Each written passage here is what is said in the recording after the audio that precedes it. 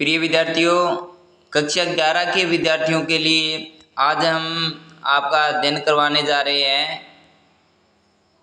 आपकी पुस्तक आरोह से एक पद लेके आए हैं हम, कबीर दास जी के पद। अब जो ये पद देख रहे हैं ये 2 पद है, लेकिन इस सत्र 2024-25 में अब की बार जो दूसरा पद है उसको हटा दिया गया है और आपके चैप्टर में केवल और केवल एक पद बचा है। जो ऊपर वाला पद है ये पद है। इस पद की आपको व्याख्या करके बताएंगे।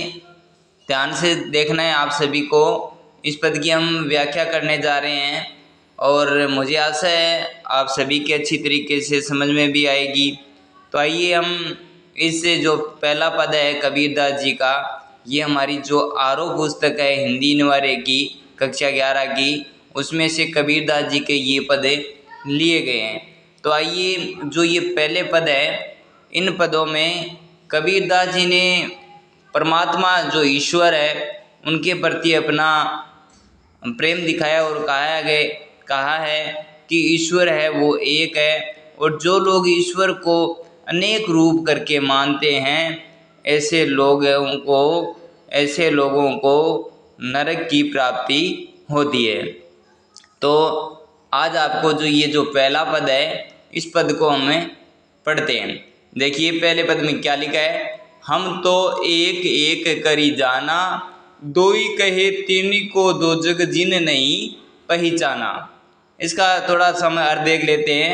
हम तो एक एक करी जाना, कबीर दास जी ने कहा है कि हम तो एक है और हमें जो परमात्मा है जो ईश्वर है उसको हमें एक करके ही जानना चाहिए। यानी जो परमात्मा ईश्वर है वो एक है और उसको हम सभी को एक करके ही जानना चाहिए।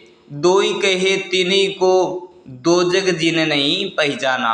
दोई कहे तिन्ही का मतलब होता है उनको। दोजग जो शब्द दे रखा है, इसका ये जो दोजग शब्द दिया है इसका मतलब है नरक। जिन नहीं पहचाना, जो नहीं पहचानते हैं। अब इसका अर्थ देखते हैं। दोई कहे तिन्ही का मतलब उनको, दोजग यानी नरक। जो लोग ईश्वर को दो कहते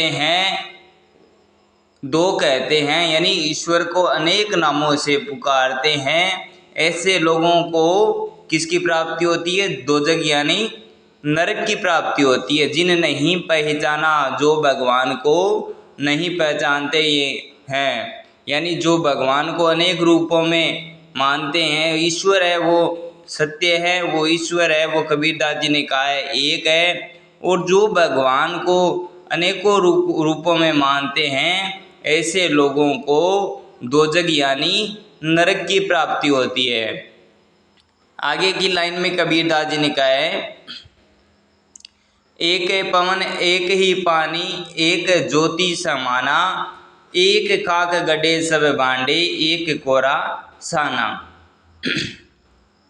एक पवन, जिस प्रकार पवन होती है वो एक ही होती है, पानी है वो भी एक ही होता है, ज्योति का मतलब होता है जो सूर्य से मिलने वाला प्रकाश है वो भी एक ही होता है। समाना यानी समान रूप से ये सभी चीज़ें एक रूप में है और सभी को समान रूप से मिलती है।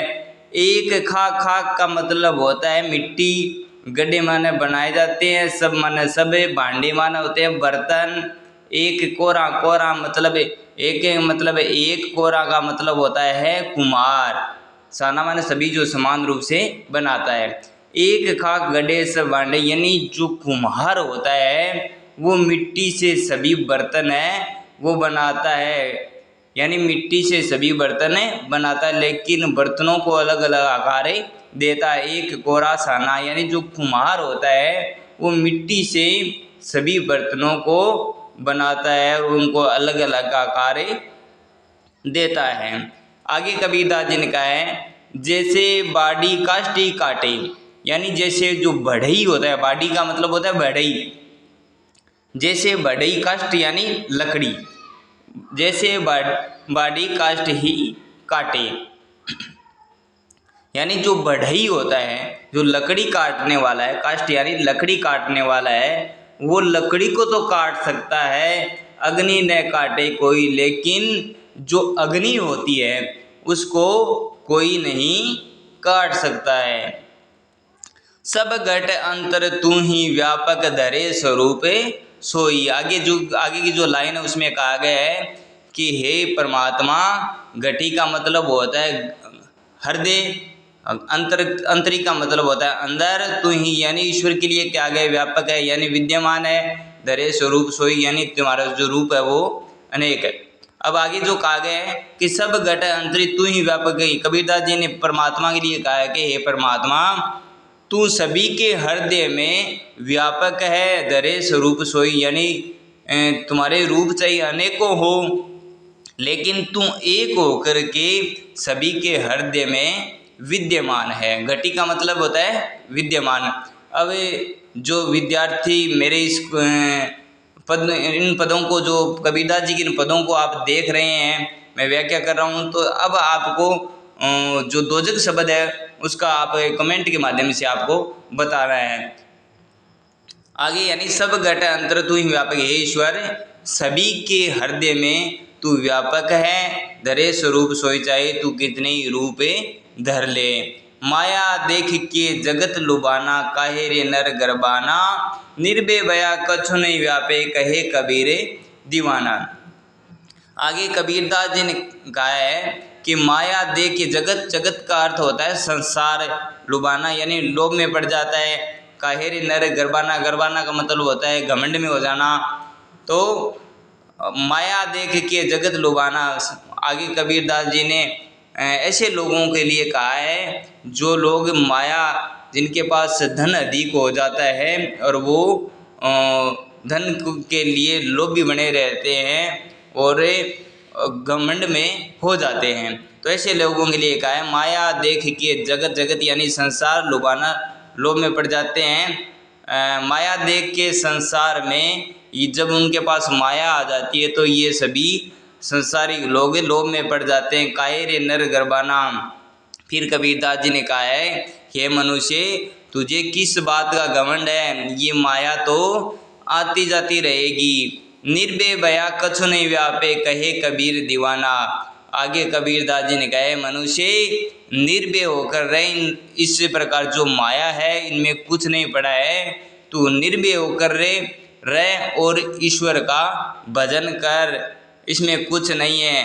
कबीरदास जी वो दीवाना होकर कहते हैं कि तुझे ईश्वर का नाम लेना चाहिए और ईश्वर है वो एक है और हमें ईश्वर को कभी भूलना नहीं चाहिए। आपको हमारा आज की जो व्याख्या है वो कि ये कैसी लगी, आप कमेंट करके अवश्य बताएं। हम आगामी जो अगला हमारा जो नेक्स्ट पार्ट है वो मीराबाई से संबंधित है, वो भी हम आपको अच्छी तरीके से करवाएंगे।